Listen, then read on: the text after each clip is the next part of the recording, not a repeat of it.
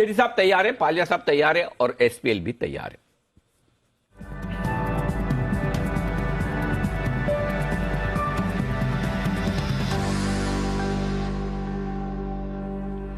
पालिया साहब सुप्रभात, शुरुआत करें लॉन्ग टर्म पिक के साथ।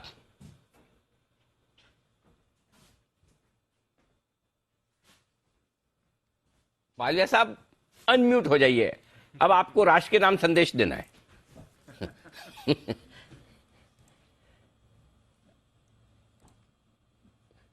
मन मन में बोल रहे ऐसा लग रहा है पालिया साहब, है ना, मन मन में बोलने में है ना, आधा वो थोड़ी आवाज आती थोड़ी नहीं आती।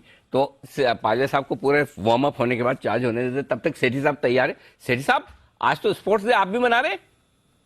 हाँ बिल्कुल अनिल जी, स्पोर्ट्स डे के ही आउटफिट में है अनिल जी, और सबको नेशनल स्पोर्ट्स डे की बहुत बहुत ढेरों ढेरों शुभकामनाएं। वाह, बहुत बढ़िया सर, आपको भी बधाई, शुभकामनाएं।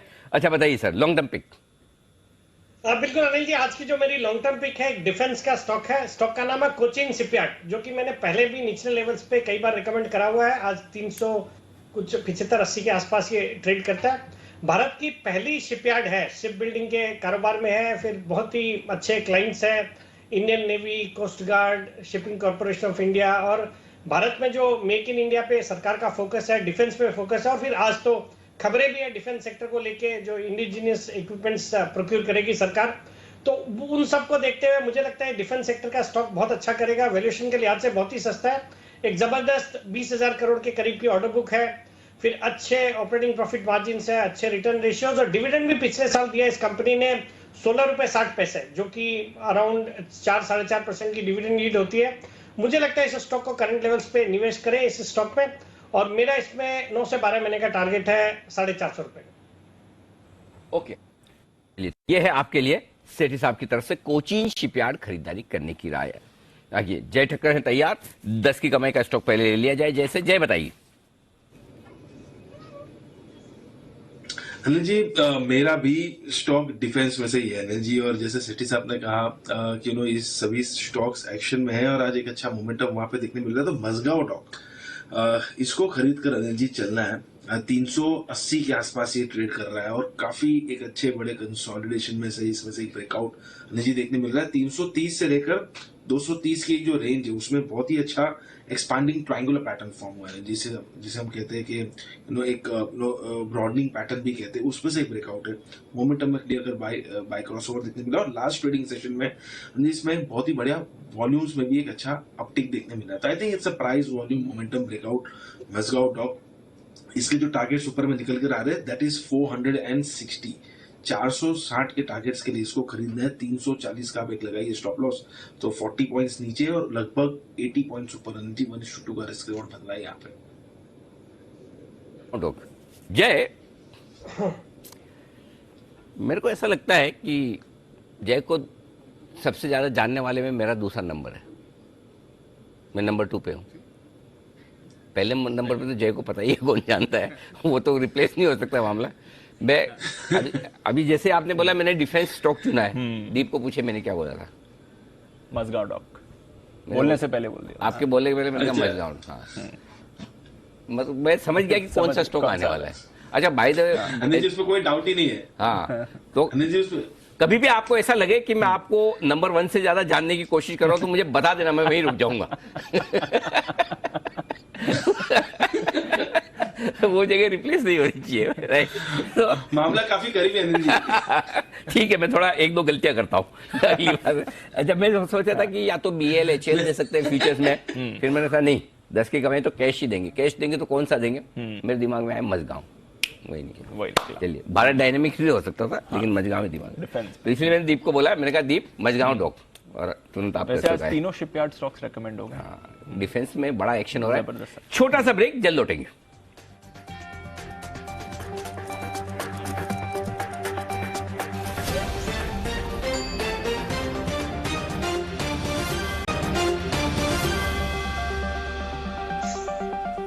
एसपीएल मिड कैप स्टॉक्स में पालिया साहब और सेठी साहब हमारे साथ तैयार हैं। सेठी साहब ने तो बता दी लॉन्ग टर्म पिक, और पालिया साहब भी अब पूरी तरह से तैयार है हमारे साथ। बताएं सर, आपकी long term pick. Anil ji, long term pick रहेगी इंडिया ग्लाइकोल। ये स्टॉक में देखें तो across all time frame stock एक बुलिश जोन में ट्रेड करते हुए दिख रहा है। वीकली सेटअप के हिसाब से स्टॉक को एनालाइज करें तो स्टॉक में अब एक फॉलिंग ट्रेंड लाइन का यहाँ पे ब्रेकआउट होते हुए दिख रहा है। डेली सेटअप पे स्टॉक अब 200 डे मूविंग एवरेज के ऊपर सस्टेन करते हुए दिख रहा है। तो हमें लगता है जिस तरीके से यहाँ पे स्टॉक में करेक्शन के बाद वापस से एक रिकवरी यहाँ पे बनते हुए दिख रही है, तो हमें लगता है कि इंडिया ग्लाइकोल को यहाँ पे लॉन्ग टर्म के हिसाब से बाय किया जा सकता है। अपसाइड के टारगेट हम एक्सपेक्ट कर रहे हैं इसमें 1040 से 1060 तक आते हुए दिख सकते हैं। स्टॉप लॉस रखेंगे हम करीब 845 के आसपास। तो इंडिया ग्लाइकोल बाय करने की सलाह रहेगी लॉन्ग टर्म पिक में। ओके, इंडिया ग्लाइकोल है वो स्टॉक्स जहां पर लॉन्ग टर्म के लिए करें खरीदारी, पालिया साहब की तरफ से। आइए बढ़ते आगे, और अब वक्त है आपके लिए 10 की कमाई के स्टॉक का। तो 10 की कमाई, कुणाल जी, राकेश जी बताइए सर। अरे जी देखिए, 10 की कमाई में मैंने और राकेश जी ने आज एक स्टॉक चुना है जिसका नाम है गोदरेज एग्रोवेट। तो गोदरेज एग्रोवेट में मेरी और राकेश जी की खरीदारी की राय है। स्टॉक में हम देख रहे हैं काफी समय से कंसोलिडेशन चल रहा है, लेकिन जिस तरह की बनावट है इस कंसोलिडेशन की, स्ट्रक्चर है, नैरोइंग कंसोलिडेशन है, इसकी पूरी संभावना है कि काफी बड़ा आउट परफॉर्मर आने वाले समय में साबित होगा। तो मौजूदा स्तरों पर गिरावट में धीरे धीरे करके इसको अक्यूमुलेट करें। Over to Rakesh ji. अनिल जी, बेहतरीन टेक्निकल स्ट्रक्चर है, 512 के अराउंड चल रहा है, लगता नहीं है 480 के नीचे जाएगा। तो अगर कोई स्टॉप लॉस लगाना चाहता है तो 480 का क्लोजिंग बेसिस का स्टॉप लॉस लगा सकते हैं। और ये स्टॉक टेक्निकली एक री रेटिंग का कैंडिडेट लगता है। और हमारे टारगेट्स हैं 693 के 693 के टारगेट के लिए 1 साल का नजरिया बना के गोदरेज एग्रोवेट में निवेश की राय है। एग्रोवेट है वो स्टॉक जहां पर खरीदारी करने की राय, निवेश की राय कुणाल जी, राकेश जी की तरफ। आइए, बग्गा साहब हमारे साथ तैयार है। बग्गा साहब, एक और जो सवाल हम आज सुबह डिस्कस कर रहे थे कि क्या वाकई में पवेल साहब के बयानों के बाद थोड़ा जो ये मूड माहौल बना था कि अगले साल के मध्य से ब्याज दरें घटना शुरू हो जाएगी, और उसको सोचकर लोग ज़्यादा तेजी कर रहे थे कि ठीक है ना, क्या फ़र्क पड़ता है, साल भर बाद तो तेजी होनी है। तो क्या वो थोड़ी कुछ महीनों के लिए सरक गई है? क्या इस वजह से भी अमेरिका ज़्यादा कमज़ोर हुआ? ये झटका है या ठीक है, इससे उबर जाएंगे? क्या व्यू बन रहा है उस पर?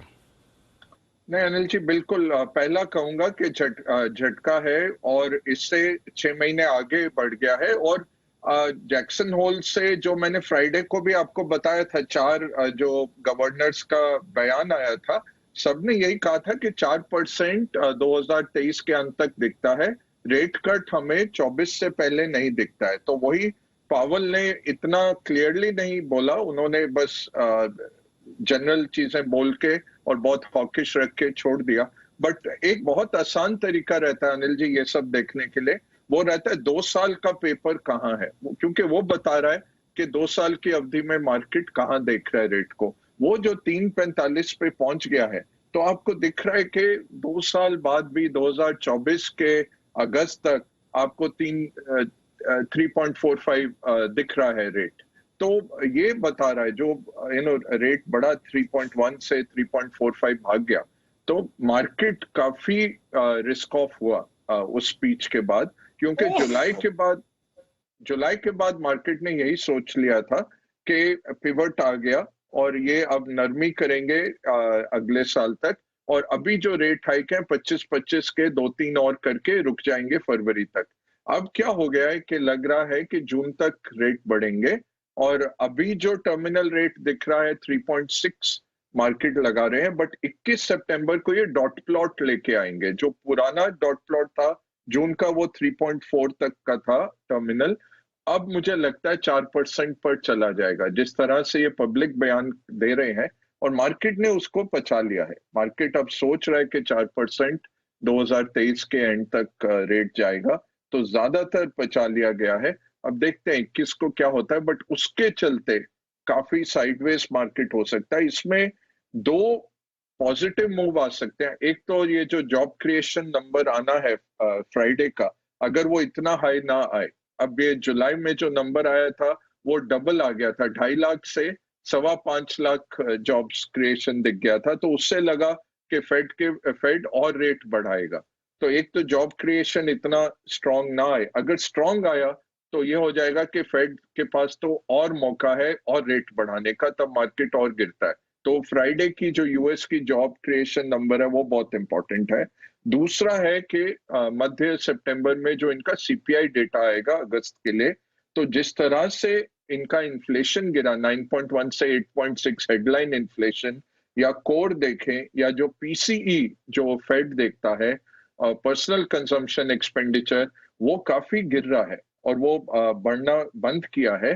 तो क्या उससे इनको दिखेगा कि हमारे पॉलिसीज अब रंग लाना शुरू हो गए हैं और रेट नहीं बढ़ाने की जरूरत? तो जो सीपीआई नंबर आएगा सितंबर का, वो भी अहम रहेगा। तो इस अनसर्टेनिटी के चलते मार्केट साइडवेज रहने वाले हैं। आज जो हमारे एक रिकवरी आई है, देखिए सवेरे मार्केट ने वाइप आउट किया जो भी लॉन्ग ट्रेडर्स थे। अब क्या किया, जिसने भी आज शॉर्ट लिया उसको मार्केट ने रिकवरी देके उसको खत्म कर दिया। तो markets are designed to inflict maximum pain on the maximum number. ये सोच के चलिए, यहाँ क्या चलता है, एरोगेंस नहीं चलता है, ये कभी ना सोचिए। मुझे समझ आता है मार्केट बहुत बड़ा है। It's a complex adaptive discounting mechanism. ये है कि वेदर को या मॉनसून को आप फोरकास्ट कर रहे हैं, वो है मार्केट फोरकास्टिंग। बहुत लोग हमें गाली गलौज करते हैं ट्विटर पे कि ये आपने बोला, वो आपने बोला। ये देखना है कि बहुत मुश्किल है प्रिडिक्शन। जो हम देते हैं डेटा बेस्ड हम कहते हैं, करेक्ट, उस टाइम पे क्या लग रहा है। और लॉन्ग टर्म तो मार्केट बढ़ेगा, जैसे आपने पिछले हफ्ते कहा, ऊपर ही जाना है मार्केट ने भी और सबको। करेक्ट, बिल्कुल ठीक है। सबको कौन सर? अंत तो वही है। अरे सर वो बात ठीक है। अच्छा, आज कितनी 29 तारीख हो गई? हाँ। सर 1 तारीख गुरुवार है। गुरुवार है। तो जैसा सर का टाइम होगा, या तो 1 तारीख को हम एबी ऑफ ग्लोबल मार्केट पहली तारीख को, या शुक्रवार को, क्योंकि गुरुवार को सर की वैसे नॉर्मल अपीयरेंस हमेशा होती है। सोमवार और गुरुवार को सर होते ही है। बाकी जब पावेल साहब हमें तकलीफ देते हैं, हम सर को जल्दी बुला लेते हैं। लेकिन हम या तो हम गुरुवार को 11 बजे सर से समय लेकर एबी ऑफ ग्लोबल मार्केट्स, इस महीने का एबी ऑफ ग्लोबल मार्केट्स बड़ा स्पेशल होकर हम थोड़ा कुछ अलग अंदाज में करेंगे। थोड़ा कुछ मैं भी सोचता हूँ और सर से भी आइडिया लेंगे, तो थोड़ा दिमाग लगाया जाए, कुछ मजेदार बढ़िया करते हैं। धन्यवाद सर आज समय देने के लिए, थैंक यू सो मच। जल्दी आपसे मुलाकात होगी सर। ओके, और इस बीच हिमांशु जी दे रहे हैं आपको 10 की कमाई का स्टॉक, बताएं सर। जी अनिल जी, अनिल जी 10 की कमाई के लिए स्टॉक जो पसंद है मुझे आज, वो है डेटा पैटर्न्स। 1000 रुपए के आसपास अरुण जी करंटली ये स्टॉक ट्रेड कर रहा है। आज एक अच्छा ब्रेकआउट आते हुए नजर आया है। तो पोजिशनल तौर पर मुझे लगता है जिस तरह का ये ब्रेकआउट आता हुआ यहाँ पर नजर आया है, ये स्टॉक 1150 से 1200 रुपए की तरफ आने वाले दिनों में बढ़ता हुआ नजर आ सकता है। तो करंट लेवल्स पर भी खरीद सकते हैं। थोड़ा कोई डिप मिलता है 960 980 के लेवल्स पर, वहां पर ऐड करके चलने की सलाह रहेगी। डेटा पैटर्न्स मेरी तरफ से 10 की कमाई के लिए आज खरीदारी का आइडिया है। और अनिल जी जब भी समय हो तो एक BTST की भी गुजारिश है। ओके, पालिया साहब बताएं सर आपकी 10 की कमाई का स्टॉक।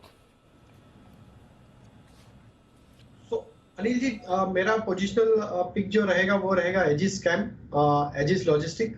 ये स्टॉक में अगर हम वीकली सेटअप को देखें तो स्टॉक एक राउंडिंग बॉटम फॉर्मेशन यहाँ पे बनाते हुए दिख रहा है वीकली सेटअप के हिसाब से। नियर टर्म सेटअप के हिसाब से स्टॉक अपने सारे इंपॉर्टेंट मूविंग एवरेजेस के ऊपर ट्रेड करते हुए दिख रहा है। जिस तरीके से डेली वीकली चार्ट पे यहाँ पे स्ट्रेंथ बनते हुए दिख रही है, हमें लगता है ये स्टॉक अपने वापस से प्रीवियस हाई जो जहां से करेक्शन स्टार्ट हुआ था 380-85 की तरफ वापस बढ़ते हुए दिखेगा आगे आने वाले महीनों में। तो हम यहाँ पे एजिस कैम, एजिस लॉजिस्टिक को यहाँ पे बाय करने की सलाह देंगे। पोजिशनल लॉजिस्टिक्स या एजिस के 370 तक के स्टॉप लॉस रखेंगे हम करीब यहाँ पे 255 जी। तो ये है आपके लिए एजिस लॉजिस्टिक्स। मैंने तो पालिया साहब को 10 की कमाई पूछा था, तो वो एक्सपर्ट हमारे साथ रह के ना कितने मतलब स्मार्ट हो गए एकदम। उनको मालूम अनिल जी ने कुछ भी पूछा हो, मुझे तो वही जवाब देना जो मुझे मालूम है। पालिया साहब वेरी नाइस, मजा आ गया, बहुत बढ़िया। तो उन्होंने समझ गया सवाल कुछ भी हो जवाब वही रहना चाहिए, वैसा है। ओके, हाँ, तो ये है आपके लिए एजिस लॉजिस्टिक्स। आइए बढ़ते आगे, और अब वक्त है आपके लिए मार्केट आउटलुक, हमारी खास सीरीज का। व्हाइट ऑक कैपिटल AMC के CEO आशीष सोमैया साहब कार्यक्रम में हो रहे हैं शामिल।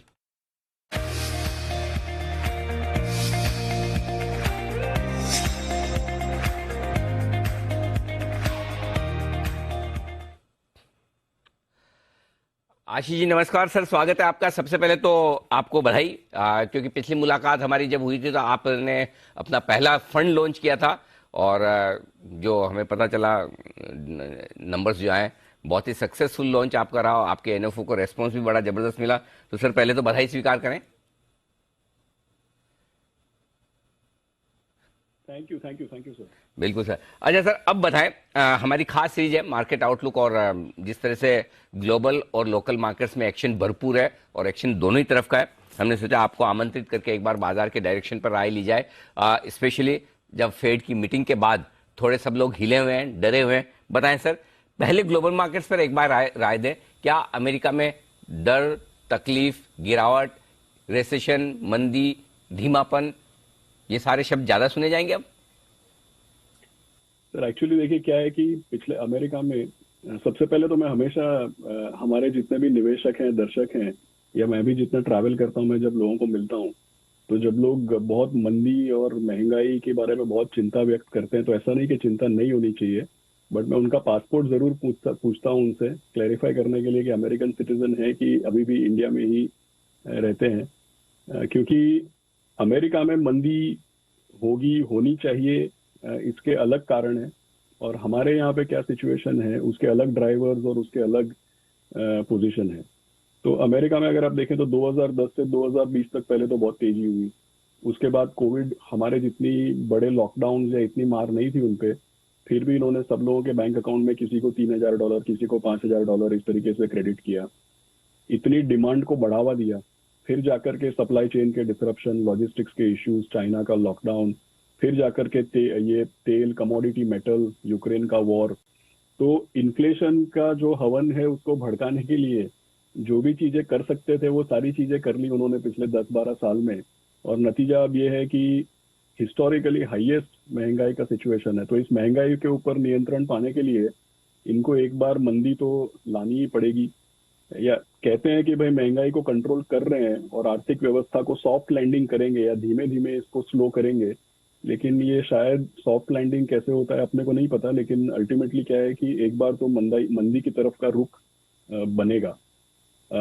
तो अभी जो है वो हम एक ट्रांजिशन में, तो ट्रांजिशन में जब इंटरेस्ट रेट बढ़ाते हैं तो डॉलर के ऊपर क्या असर पड़ता है, बाजारों के ऊपर क्या असर पड़ता है, ये अलग चीज है। लेकिन जब ट्रांजिशन से निकल के 3-6 महीने, 9 महीने उस पार देखेंगे तो अल्टीमेटली तो वहां मंदी होनी है। तो लंबे अरसे में नहीं, मीडियम टर्म में 9 से 12 महीने अगर देखें तो यूएस की आर्थिक व्यवस्था, यूएस की मार्केट, यूएस की इंटरेस्ट रेट और यूएस की करेंसी वहां की असलियत दर्शाएगी, जो कि मंदी की बात है। और हमारी इंटरेस्ट रेट, हमारी करेंसी और हमारा स्टॉक मार्केट हमारी हकीकत दर्शाएगी, जो कि ये है कि भाई हम एक मंदी से निकल के धीमे धीमे स्पीड पकड़ रहे थे, रफ्तार पकड़ रहे थे। ये बात जरूर है कि यूएस में अगर ब्याज दर बढ़ते हैं तो उसका हमारे करेंसी, हमारे फॉरेक्स रिजर्व, हमारे एक्सचेंज रेट पे अंतर पड़ता है, तो हमको भी अपने आप को कैलिब्रेट करना पड़ता है। लेकिन कहने की बात यह है कि उनकी मंदी को अपनी मंदी और उनकी महंगाई को अपनी महंगाई समझ के ना चलें। बिल्कुल परफेक्ट, एकदम आपने एक सेंटेंस में क्रक्स बता दिया। उनकी मंदी उनकी है, उनकी महंगाई उनकी है, हमारे लिमिटेड असर हो सकता है, थोड़ा ठीक है, पास पड़ोस में कुछ भी होता है अपना मूड माहौल उसके हिसाब से अच्छा या खराब होता है। पास में घर में शादी है तो अपन भी खुश होते हैं, कुछ अनहोनी घटना हो जाए तो हम भी दुखी होते हैं, उतना तक ठीक है। ऐसा मत सोचो कि अपने यहाँ हो गया, शादी पास वाले की तो पास वाले की है, अपनी नहीं है। और अगर उनके यहाँ कोई तकलीफ है तो उनकी है, हम साथ दे सकते हैं, बस ठीक है, उतना ही। अच्छा सर, ये तो हो गई उनकी बात, हमारी बात बताइए सर। मजबूत है सब कुछ, क्या यहाँ से और बढ़िया तेजी करने को हमारे बाजार, हमारी इकोनॉमी दोनों तैयार है? सर शॉर्ट टर्म में क्योंकि क्या है कि आर्थिक व्यवस्थाएं जो है, जैसे शॉर्ट टर्म में स्टॉक मार्केट तो एक स्टॉक मार्केट है, तो सब कुछ कोरिलेट हो जाता है। लेकिन इसीलिए मैंने 9 से 12 महीने या मीडियम टर्म की बात की, क्योंकि ये ट्रांजिशन से जब निकलेंगे तो स्टॉक मार्केट भी इंटरकनेक्टेड नहीं रहना चाहिए, क्योंकि अल्टीमेटली हमारा स्टॉक मार्केट हमारी रियलिटी बताएगा। तो वहां से ये बात आती है कि हमारी रियलिटी है क्या। देखिए, अगर अमेरिका में इस तरीके की सिचुएशन नहीं होती या यूक्रेन में अगर वॉर नहीं होता तो हमारे लिए क्लियर हाईवे होता, क्योंकि हम तो मंदी से निकल के एक अच्छे कंड्यूसिव वातावरण की तरफ जा रहे थे। लेकिन डेफिनेटली बाहर का जो माहौल है इसका हमारे ऊपर भी इसकी वॉलेटिलिटी आती है, हमारे ऊपर भी इसकी वजह से हेडविंड्स बनते हैं, या हमारे लिए भी इसकी वजह से थोड़ी दिक्कतें बनती है। तो जितना क्लियर हाईवे होना चाहिए था उसके बजाय हमारे लिए भी थोड़े स्पीड बम्प्स जरूर अभी लग गए हैं। लेकिन अभी एक रिजल्ट सीजन खत्म हुआ है।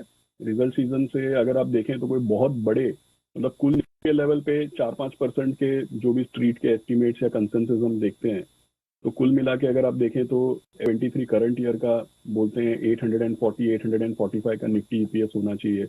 एक साल आगे FY24 का फिलहाल बोलते हैं कि 990 के आसपास का होना चाहिए। तो इसमें कोई बहुत बड़े डाउनग्रेड नहीं है, 4-5% के FY23 के डाउनग्रेड्स हैं और शायद 2-1% के FY24 के डाउनग्रेड्स हैं।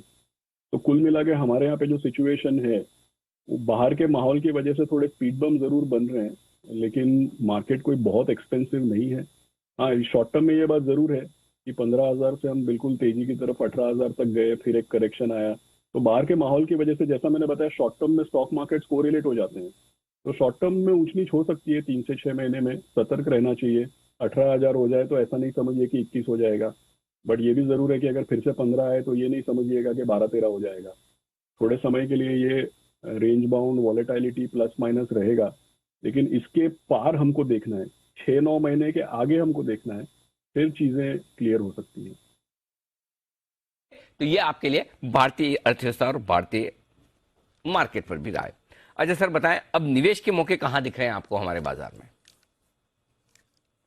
सर एक्चुअली अगर आप देखें तो एक तो इमीडिएट टर्म में जैसे हम हमेशा बताते हैं कि प्राइवेट सेक्टर फाइनेंशियल्स या even if not private sector, अगर PSU भी देखते हैं तो बड़े फाइनेंशियल्स को मतलब किसी भी चीज को नो ब्रेनर नहीं कहना चाहिए, गुस्ताखी होती है, लेकिन मैं बोलूंगा कि जो बड़े फाइनेंशियल्स हैं वो डेफिनेटली पॉजिटिव लगते हैं।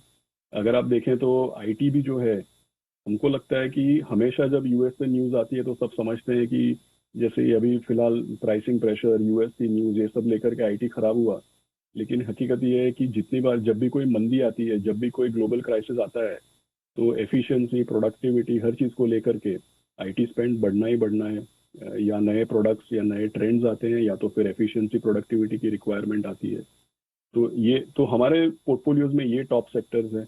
और अगर थोड़ा लंबे अरसे की बात करें, अगर किसी में 3 साल 5 साल की अगर बात करने की भी इंटरेस्ट है, तो कंज्यूमर डिस्क्रिशनरी मुझे लगता है कि बहुत बड़ा, अगर आप अगले 5-10 साल में देखें, जैसे हमारा $2,000 पर कैपिटा इनकम है, यहाँ से अगर हम 5,000, 6,000, 7,000 की बात करते हैं तो कंज्यूमर डिस्क्रिशनरी सबसे बड़ा हो जाएगा।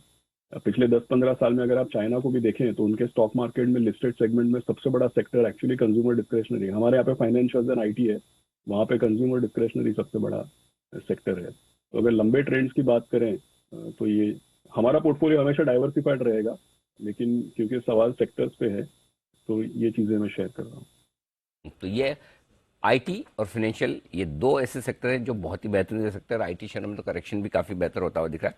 अब सर एक राय हमारे यहाँ की ब्याज दरों पर भी लेना चाहता हूँ। अगली मीटिंग जब होगी तो क्या आपको लगता है कि हमारे यहाँ भी अब अमेरिका के मूड माहौल को देखते हुए ब्याज दरें तेजी से बढ़ेगी, या फिर हमारा इन्फ्लेशन थोड़ा बेहतर है, नहीं बेहतर तो नहीं बोलो, कम खराब है, तो हाँ, तो उस हिसाब से हमें इतनी चिंता करने की जरूरत नहीं? देखिए, उनको हमारे यहाँ पे 3 चीजें हैं। एक तो कोविड के बाद का नॉर्मलाइजेशन जिसकी पास्ट में डिस्कशन हुई है। दूसरा, हमारे यहाँ पे भी आर्थिक व्यवस्था में रिकवरी है, क्रेडिट ऑफटेक बढ़ रहा है, लेकिन सबसे बड़ा जो है वो US में अगर कुछ चीज हो रही है तो उसको नजरअंदाज नहीं कर सकते हैं। उसकी वजह से हमारी इंटरेस्ट रेट डिफरेंशियल, हमारी करेंसी और हमारे रिजर्व्स पे किस तरीके का असर पड़ता है, उसको प्रोटेक्ट करने के लिए हम लोगों को भी रेट हाइक्स करना शायद अनिवार्य हो जाएगा।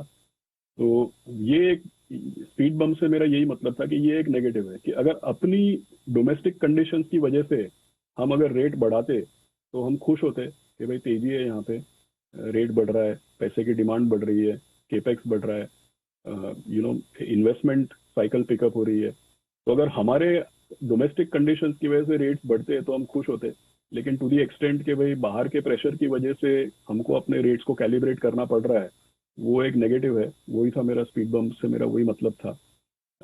लेकिन ये अनिवार्य हो जाएगा, अगर नहीं करेंगे तो रुपये पे प्रेशर बढ़ेगा।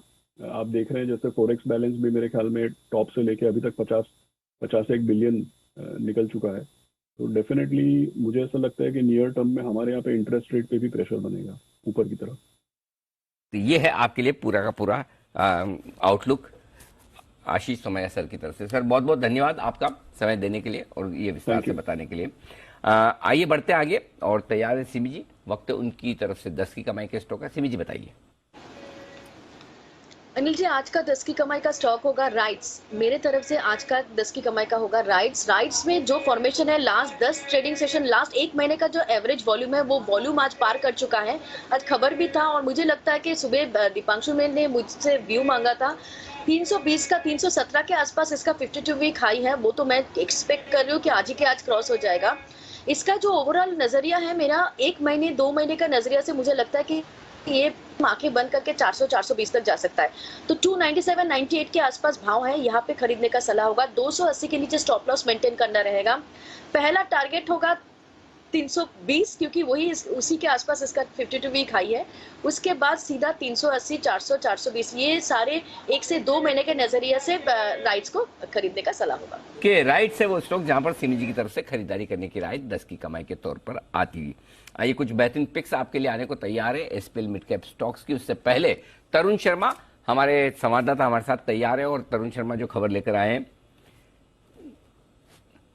सारे ट्रेडर्स, इन्वेस्टर्स, ब्रोकर्स और हमारे पैनल पे बैठे हुए सारे एक्सपर्ट। नहीं तो भाई बहुत बार हमारे पैनल के एक्सपर्ट होते हैं, वाह चलो कोई एक्सक्लूसिव खबर आई, मैं थोड़ा घूम फिर आता हूँ, मैं थोड़ा मोबाइल देख लेता हूँ, मैं थोड़ा इधर उधर का काम कर लेता हूँ। ऐसे बहुत लोगों की है ऐसे, मतलब नाम लिए बगैर भी देखो चेहरे से आप खुद ऑब्जर्व करो किस किस का चेहरा आपको ऐसा लग रहा है, उससे पता चल जाएगा। तो इसलिए कृपया करके ध्यान से सुने, आप सब लोगों के काम की खबर लेकर आए हैं तरुण गुड मॉर्निंग, बताइए।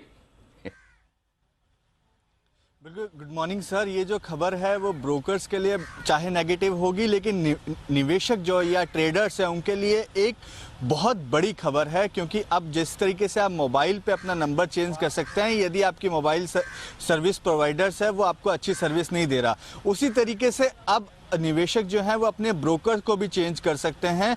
एक पोर्टेबिलिटी स्कीम सेबी लेकर आने जा रही है। सेबी और एक्सचेंजेस के बीच में इस चीज़ को लेकर विचार चल रहा है कि किस तरीके से ब्रोकर्स लेवल पर इंटर ऑपरेटेबिलिटी की सुविधा दी जा सके। जिस तरह बताना चाहूँगा कि पहले सेबी ने मेंबर्स लेवल पर इंटर ऑपरेटेबिलिटी दी थी कि आप क्लियरिंग कॉर्पोरेशन कोई भी यूज़ कर सकते हैं। यदि एनएससी में कोई दिक्कत है तो आप बीएससी पे ट्रेड कर सकते हैं, बीएससी में कोई दिक्कत है तो आप एनएससी पे ट्रेड कर सकते हैं। लेकिन अब ये जो सुविधा है ये क्लाइंट लेवल पे या ये कहें कि निवेशक और ट्रेडर्स लेवल पे देने की कोशिश सेबी कर रही है और उम्मीद ये की जा रही है कि दिसंबर तक इसके रेगुलेशंस तैयार हो जाएंगे। और ये किस तरीके से काम करेगा, यदि अभी क्या होता है, यदि आप यदि मोतीलाल ओसवाल के यदि क्लाइंट हैं और यदि आपको आनंद राठी में यदि शिफ्ट होना है तो आपको अपने यहाँ पहले मोतीलाल ओसवाल से एनओसी लेना पड़ता है और आपको अपना जो पोजीशन है वो नील करनी पड़ती है। लेकिन इस स्कीम के आने के बाद ये कहें कि ये नए नियम आने के बाद आप अपना मार्जिन सहित आनंद राठी सिक्योरिटीज में शिफ्ट कर सकते हैं। तो ये सुविधा आप दिसंबर के बाद लागू हो पाएगी, इस पे से भी विचार कर रहा है। तो ये है आपके लिए बड़ा इंटरेस्टिंग कि एक्सचेंजेस के बाद अब ब्रोकर्स की इंटरऑपरेबिलिटी, ये तो जबरदस्त हो जाएगा सर। एक ब्रोकर से दूसरे ब्रोकर में अकाउंट शिफ्ट, बैंक का भी करवाओ ऐसा। हाँ बस फिर तो सब में होना चाहिए, तो सब में होना चाहिए, है ना, करेक्ट, सारे फाइनेंशियल सर्विस। हाँ, फिर खाली ब्रोकर्स और एक्सचेंजेस में ही क्यों, सब में होना चाहिए, फिर तो जबरदस्त हो जाएगा। बैंक में भी तो सेम ही चीज है ना, फिर तो करेक्ट, बड़ी इंटरेस्टिंग चीज है। जैन साहब है क्या, जैन साहब की, जैन साहब गए, जैन साहब नहीं है, सेठी साहब है। सेठी साहब विशेष टिप्पणी। नहीं, बिल्कुल अनिल जी, बहुत ही अच्छा कदम है और इन्वेस्टर्स के लिए तो बहुत ही अच्छा है। कई इन्वेस्टर्स, ट्रेडर्स जो कई ब्रोकर से परेशान होते हैं, फिर वो जल्दी से छोड़ नहीं पाते, तो उनके लिए तो एक डेफिनेटली, जैसे हमको मोबाइल में ये फैसिलिटी मिलने के बाद जिंदगी थोड़ी सरल हो गई है, तो वैसे ही मुझे लगता है कि ये डेफिनेटली एक अच्छा कदम है जो निवेशकों को तो सर्टेनली पॉजिटिव रहेगा। और बाकी ब्रोकर्स के लिए भी उनको अलर्ट रहना पड़ेगा, अपनी सर्विसेज में सुधार करना पड़ेगा, क्लाइंट्स को ज्यादा नाराज नहीं करे या अच्छी सर्विसेज देवे, तो उनको फिर कोई दिक्कत नहीं है। बाकी it's a right step in the right direction. Okay, तो ये आपके लिए इस वक्त बड़ी इंटरेस्टिंग खबर आती दिख रही है, जिस पर आप ध्यान में रखिएगा। ब्रोकर्स के बीच में भी अकाउंट एक से दूसरे अकाउंट में ये दूसरे ब्रोकर को शिफ्ट करना आसान हो। मतलब बेसिकली ये कि बार बार केवाईसी मत करो, एक बार कर दिया बात खत्म। सेम फिर तो डिपॉजिटरी पार्टिसिपेंट्स भी जिसके पास आपका अकाउंट है, मतलब सब 8 पार हो जाएंगे। ये तो वहाँ तो मामला बड़े ब्रोकर्स के लिए और बड़े उनके लिए थोड़ा सा नेगेटिव होगा कि एंजल टाइप हुए, मोतीलाल ओसवाल हुए, या फिर आपके आईसीसी सिक्योरिटीज जो लिस्टेड है थोड़े से उनके लिए। और ये भी तो हो सकता है दीप कि उनके पास ज़्यादा आ भी जाए, जैसे किसी एक दिन कोई ऑनलाइन ब्रोकरेज डाउन हुआ और तुरंत पता चला सब शिफ्ट। हाँ, तो मतलब इंटरेस्टिंग होगा कि इसका क्या इम्पैक्ट होता है, आगे देखना। आइए, तब तक short SPL mid cap stocks की शॉर्ट टर्म पिक्स बाकी हैं। पालवे साहब बताएं sir. Anil ji, short term pick रहेगी मजगांव डॉक। ऑलरेडी जय ने कवर किया था, लेकिन ये स्टॉक में जिस तरीके से ब्रेकआउट हुआ है, हमें लगता है कि ये स्टॉक को यहाँ पे शॉर्ट टर्म के हिसाब से बिल्कुल बाय करना चाहिए। अपसाइड के टारगेट हम एक्सपेक्ट कर रहे हैं यहाँ पे 440 से 460 तक के। थोड़ा सा भी अगर कोई करेक्शन भी मिलता है तो इसको ऐड करें। स्टॉप लॉस हम यहाँ पे डिफाइन करेंगे इसका करीब 375 के आसपास, लेकिन अपसाइड में हमें लगता है 460 तक की अपसाइड इसमें शॉर्ट टर्म में आते हुए दिख सकती है। तो मजगांव डॉक यहाँ पे बाय करने की सलाह रहेगी शॉर्ट टर्म पिक में। ओके, तो ये है आपके लिए मजगांव डॉक। जय ठक्कर को भी आया पसंद, आपको भी आ रहा है पसंद। आइए, सेठी साहब की तो, अरे सेठी साहब आपकी तो पोजिशनल पिक भी बाकी है, आपने बताया नहीं। जी, आपने मौका अभी तक बोलने ही वाला था। अरे मौके की बात तो सुनो। मौका तो जैसे अभी मैंने आपसे सवाल पूछा था ब्रोकर वाला, करेक्ट। मैंने पहले नाम लिया जैन साहब का। आज जैन साहब सुबह शो में थे, जल्दी चले गए। जैन साहब सोच रहे होंगे 10 से 11 के बीच में मेरा तो नंबर वैसे ही कभी आता नहीं। आज आया तो मैं था नहीं। सोचो कितना अफसोस कर रहे होंगे। आपको सोच सोच के खुशी होगी कि जैन साहब सोच रहे होंगे मेरा नाम भी लिया, सवाल भी आया और मैं नहीं था। कोई बात नहीं, अब बताइए आपकी पोजिशनल पिक। अरे बिल्कुल अनिल जी, पोजिशनल पिक के तौर पे भी अनिल जी आज डिफेंस जो सेक्टर है बहुत ही फोकस में है और वहीं से सब स्टॉक्स आ रहे हैं। तो थोड़ी देर पहले मैंने as my long term pick Cochin Shipyard recommend किया। उसके बाद मेरे रडार पे पोजिशनल पिक के लिए डेटा पैटर्न्स था, जो कि हिमांशु जी ने भी कवर कर लिया और स्टॉक में अच्छा उछाल भी आ गया। तो फिर मैं अब इसी सेगमेंट की एक दूसरी कंपनी रिकमेंड करना चाहूंगा। स्टॉक का नाम है एमटार टेक्नोलॉजीज, MTAR, एमटार टेक्नोलॉजीज। एक पसंदीदा स्टॉक रहा है नेशनल लेवल्स पे, मैंने रिकमेंड किया और मुझे लगता है सिद्धार्थ सेडानी जी ने भी इसको रिकमेंड किया हुआ है। ये कंपनी इक्विपमेंट्स बनाती है 3 सेगमेंट के लिए, nuclear segment, aerospace and defence और क्लीन एनर्जी। बहुत ही जबरदस्त कंपनी है। और ये जो हमारा मार्स में ऑर्बिटर गया था स्पेसक्राफ्ट, उसमें भी जो PSLV C-25 के जो इंजन बने थे उसमें भी इसका योगदान रहा है। अग्नि मिसाइल्स में भी कंट्रीब्यूशन है इसका। बाकी मार्केट क्लाइंट लिस्ट और जिस तरह से आज डिफेंस के शेयर्स चल रहे हैं, मुझे लगता है ये स्टॉक भी यहाँ से कमाल करना चाहिए। मेरा इसमें पोजिशनल टारगेट है 1775 रुपए का, 1630 का स्टॉप लॉस रखना है। ओके, 1630 का स्टॉप लॉस लगाकर 1775 के टारगेट के लिए। एक मिनट, ओहो गजब, ये स्टॉक MTR टेक। अच्छा सेठी साहब, कोई आपकी तो वो शॉर्ट टर्म पिक भी तो बाकी है, बताएं सर। हाँ अनिल जी, तो पोजिशनल के बाद शॉर्ट टर्म आएगी ना। जी बताएं। हाँ अनिल जी, जो आज का शॉर्ट टर्म पिक है एक अलग सेक्टर से लिया है, ऑटो कंपोनेंट स्टॉक सुब्रोस, जो कि अभी 325-26 के लेवल पे ट्रेड करता है। भारत की सबसे बड़ी कार एयर कंडीशनर बनाने वाली कंपनी है, जिसका 42% मार्केट शेयर है। इस कंपनी की मेजर कस्टमर है मारुति, और आज हमने खबरों में भी देखा मारुति ने एक नया प्लांट का उद्घाटन किया है। मुझे लगता है इस कंपनी के लिए दिन और अच्छे होने वाले हैं। बाकी इसमें डेंसो कॉर्पोरेशन जापान भी स्टेक ओन करती है 20%, सुजुकी ओन करती है करीबन 12%। बहुत ही दमदार फंडामेंटल्स है। FY23 में अभी जो पहला क्वार्टर था, जून क्वार्टर, उसमें भी जबरदस्त नतीजे थे। 11 करोड़ का पैट आया पिछले साल के 3 करोड़ के सामने।